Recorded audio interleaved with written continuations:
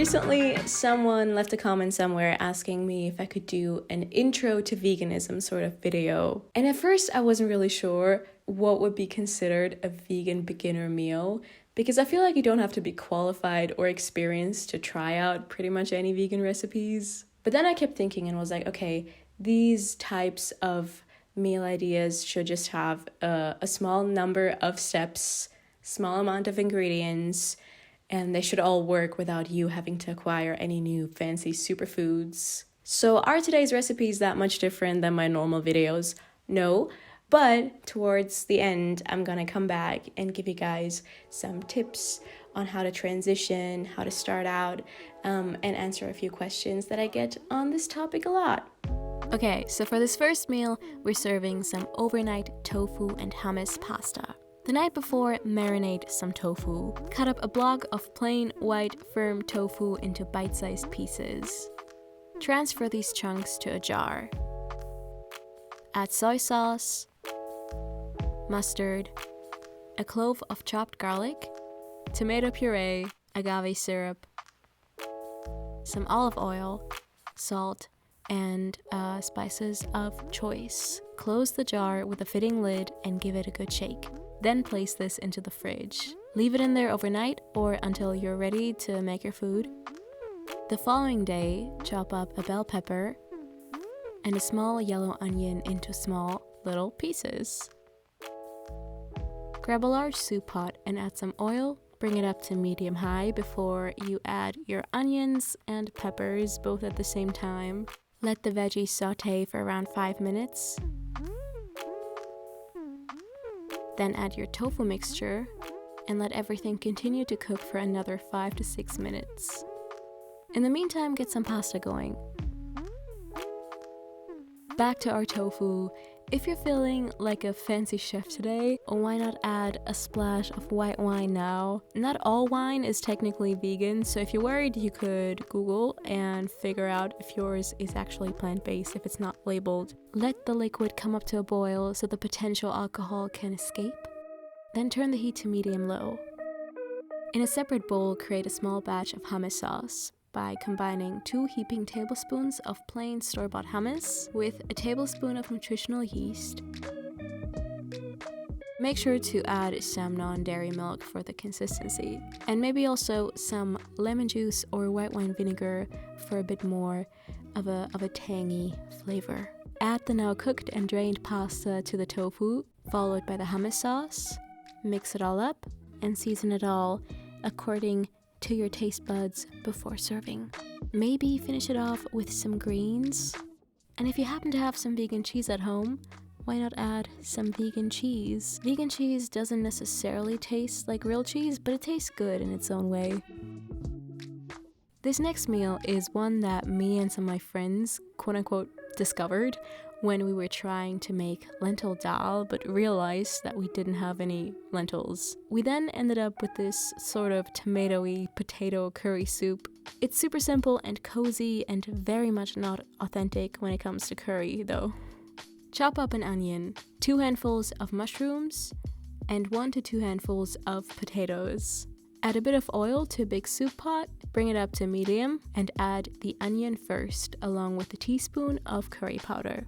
Mix in the spices, letting everything cook for 3 to 5 minutes before adding the mushroom pieces. Letting those cook alongside the onion for another 3 to 5 minutes. Then add the tomato puree, your chopped potatoes, some pre-made marinara sauce, and vegetable broth, and give everything a quick mix. Bring it up to a boil and let it simmer for 15 to 22 minutes or until the potatoes are nice and soft. In the meantime, chop up some broccoli. Cut it like along here first. Then you can also use this part. For this, you would have to cut off the outer layer though. Chop it into smaller pieces and add it to the pot as well to cook alongside the potatoes. Add the rest of the broccoli only once the potatoes are fully tender. Then also add a can of coconut milk. My deepest apologies, by the way, for this horrific lighting situation. Let everything simmer for another 3 to 5 minutes until your broccoli is bright green and tender as well. Season the soup lastly with some lemon juice, salt, and any other extra spices you might want to add. This is actually some extra broccoli I had secretly steamed on the side to have it be really green in the thumbnail photos. In the back we have some unsweetened soy yogurt. Then I added some more lemon juice because I put extra lemon on everything. Oh, also there's some rice. When my friends and I made this a couple weeks ago, we had also added some chickpeas. Would recommend. I've met so many people that don't like porridge, and I think in many cases that's because they haven't had a really good one yet, or maybe not the kind they like. Lately I've been obsessed with this particular apple and chai flavored one. Pour a cup of non-dairy milk to a small saucepan. The pan I'm using here is really cute, but maybe not the most recommended one for making porridge. Anyway, bring the milk to a small simmer and add a chai tea bag. Let your chosen tea steep for 6 to 8 minutes. In the meantime, chop up an apple. Now remove the tea bag and add your remaining ingredients. Small cut instant oats, a pinch of salt. Salt is so essential in oatmeal. Some ground flax seeds, cinnamon or pumpkin pie spice, unsweetened applesauce. Add about half of the apple chunks and mix it all up. See what I meant with this pan being more cute than useful? Let the oats simmer for 7 to 10 minutes on medium heat. Make sure to stir frequently. If needed, add some more liquid to adjust the consistency. Taste test and adjust anything if needed. So yeah, the apple chunks, the applesauce, and the oat milk do a really great job with sweetening this. But yeah, see if you need to add any extra sweetener or not. I top the bowl off with some cashew butter, some more apple chunks, some blueberries, and a bit of extra oat milk. Last but not least, we have a wrap recipe. It's been a while since I've done one of those. This one's filled with crispy baked broccoli bites. Preheat your oven to 200 degrees Celsius and line a baking sheet with parchment paper. Grab a smaller sized head of broccoli. You should have around 20 broccoli florets. Plus minus. If you want, you can again keep the stem for a different recipe. Now gather 3 breakfast bowls. To the first one, you're going to add either cornstarch or all-purpose flour, salt, baking powder, and a bunch of spices you can decide on.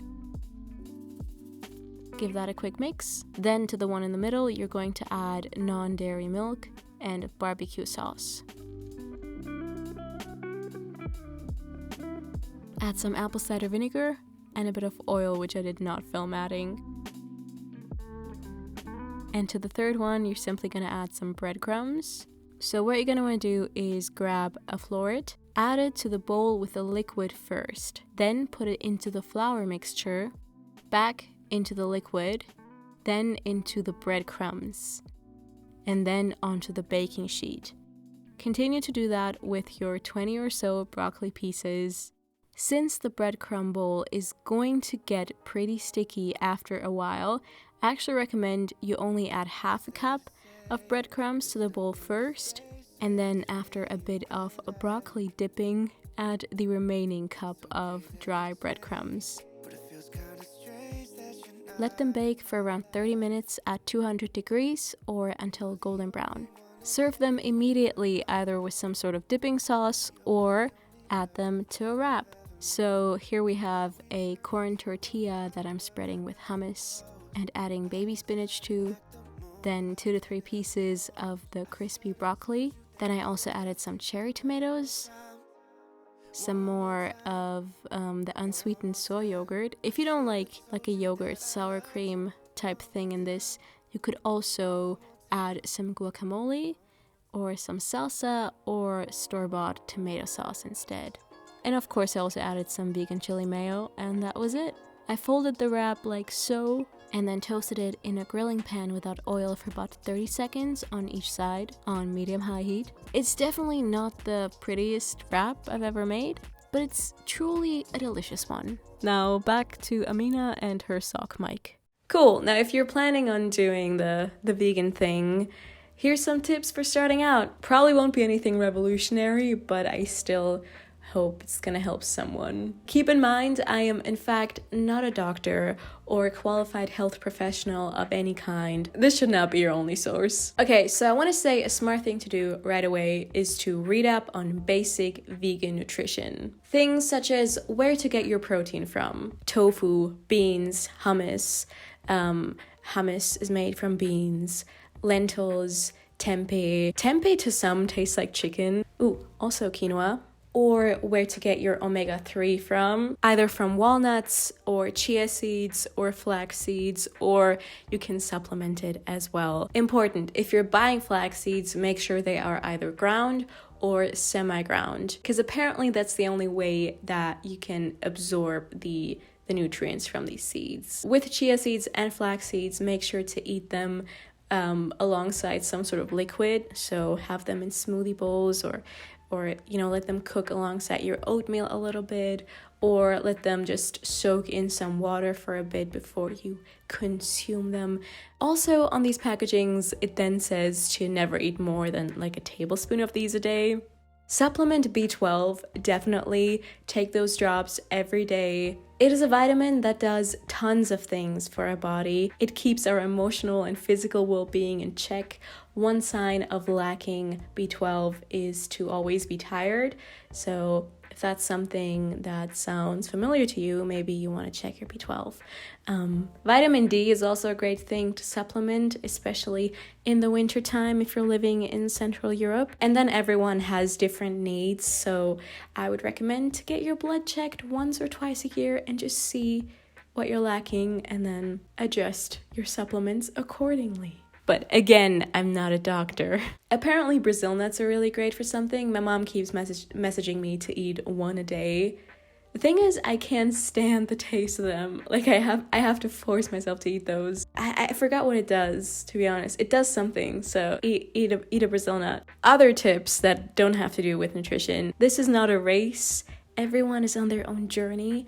Like, you can take your time with this. Take as much time as you need to feel comfortable with being fully vegan. And I also think it's totally okay if you don't want to label yourself a vegan, but still mostly eat plant-based. Not judging others is another hot tip of mine. I totally get it. If you're a new vegan and you've just learned all this information and you're angry at the world and at everyone in your environment that they're not choosing to do the same thing as you.